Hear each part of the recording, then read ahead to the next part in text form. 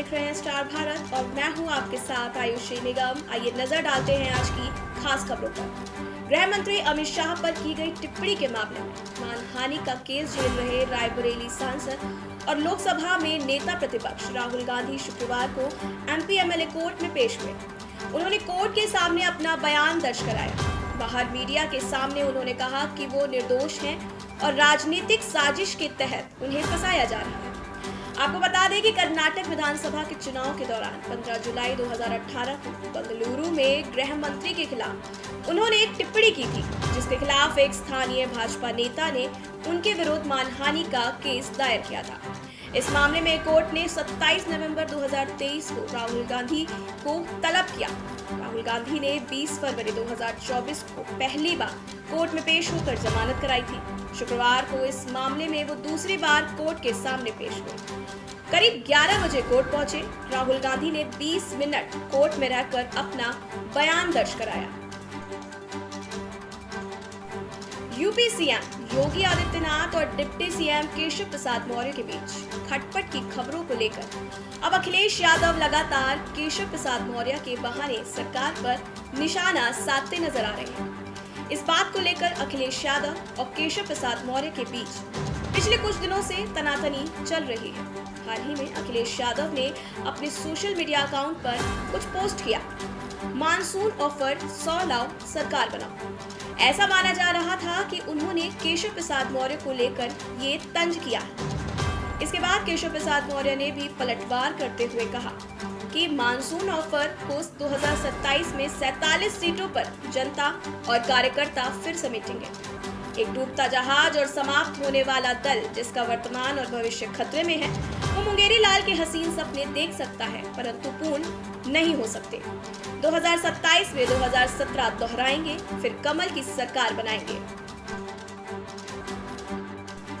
सर्वोच्च न्यायालय ने राज्य सरकारों द्वारा कांवड़ मार्ग पर स्थित दुकानदारों को नाम पट्टिका लगाने के आदेश पर अंतरिम रोक जारी रखी है।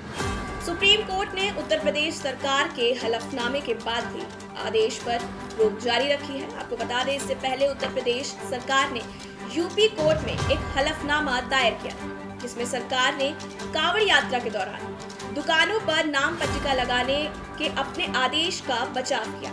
यूपी सरकार ने अपने हलफनामे में कहा कि उसके दिशा निर्देश कांवड़ यात्रा की शांतिपूर्ण समापन और पारदर्शिता कायम रखने के लिए उद्देश्य से किए गए थे।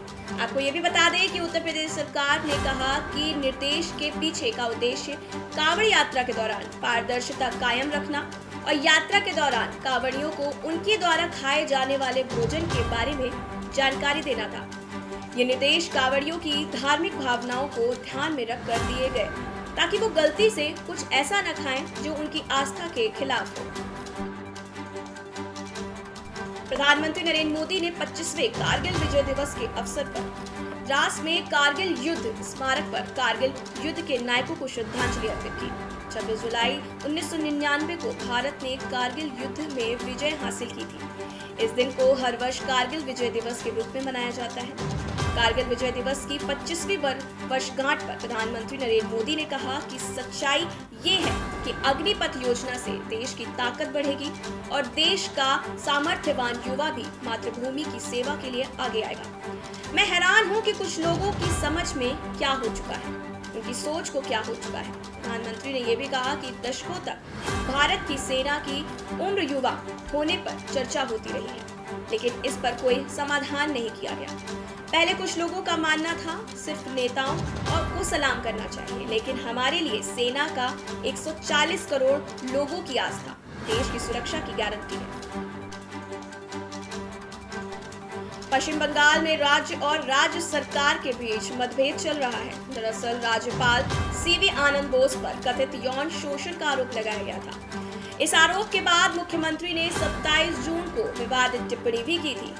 यही नहीं, उन्होंने विधायकों का शपथ ग्रहण विधानसभा में कराने की मांग की, जबकि राज्यपाल भवन में शपथ ग्रहण समारोह आयोजित करना चाहते थे। कलकत्ता हाई कोर्ट ने शुक्रवार को निर्देश दिया कि पश्चिम बंगाल के मुख्यमंत्री ममता बनर्जी राज्यपाल सीवी आनंद बोस के बारे में बयान दे सकती हैं। बशर्ते वे कानून के अनुरूप हो। बनर्जी और टीएमसी नेता कुणाल घोष ने एकल पीठ के अंतरिम आदेश को चुनौती देते हुए खंडपीठ के समक्ष अपील दायर की, जिसमें ममता बनर्जी और 3 अन्य को बोस के खिलाफ कोई अपमानजनक या गलत बयान नहीं देने का निर्देश दिया गया था। राज्यपाल ने ममता बनर्जी के विवादित बयान के बाद उन पर टीएमसी नेता कुणाल घोष और 2 विधायकों संयंतिका बनर्जी और रियात हुसैन सरकार के खिलाफ मानहानि का मुकदमा दायर किया था। वहीं ममता बनर्जी ने राज्यपाल सीवी आनंद बोस और उनके द्वारा खिलाफ दायर मानहानि मामले में कलकत्ता हाईकोर्ट की एकल पीठ के आदेश को खंडपीठ में चुनौती दी है। आज के लिए बस इतना ही। मिलते हैं आगे की खबरों पे बने रहिए स्टार भारत पर। धन्यवाद।